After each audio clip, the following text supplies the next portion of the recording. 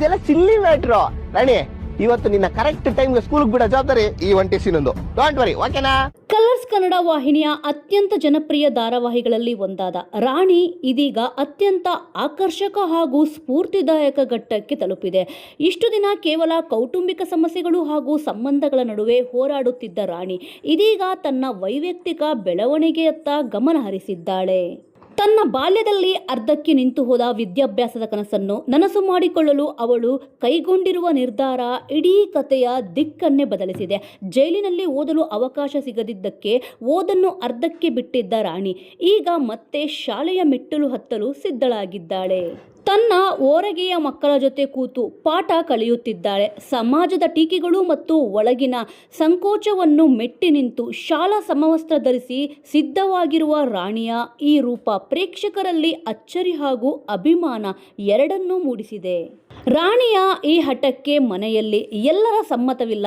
ಸಮಾಜ ಏನನ್ನುತ್ತೋ ಎಂಬ ಭಯ ಹಾಗೂ ಅಪಹಾಸ್ಯ ಮಾಡುವ ಸರಳ ರೀತಿಯ ಕೆಲವು ಮನಸ್ಸುಗಳು ರಾಣಿಯ ಹಾದಿಗೆ ಅಡೆತಡೆ ಒಡ್ಡುತ್ತಿದೆ.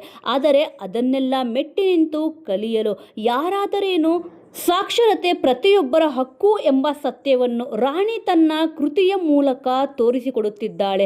ಶಾಲೆಯ ಮೊದಲ ದಿನದ ಸಡಗರ ಮತ್ತು ಅಲ್ಲಿ ಎದುರಾಗುವ ಸವಾಲುಗಳು ಈ ವಾರದ ಸಂಚಿಕೆಗಳ ಹೈಲೈಟ್ ಆಗಿವೆ.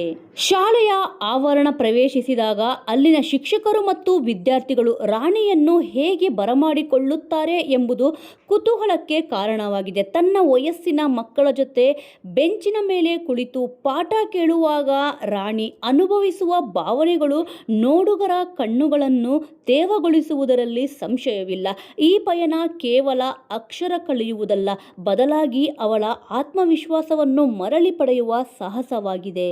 ಧಾರಾವಾಹಿಯ ಈ ಹೊಸ ತಿರುವು ಕೇವಲ ಮನೋರಂಜನೆ ನೀಡುವುದಲ್ಲದೆ ಶಿಕ್ಷಣದ ಮಹತ್ವದ ಬಗ್ಗೆ ಸಮಾಜಕ್ಕೆ ದೊಡ್ಡ ಸಂದೇಶ ನೀಡುತ್ತಿದೆ.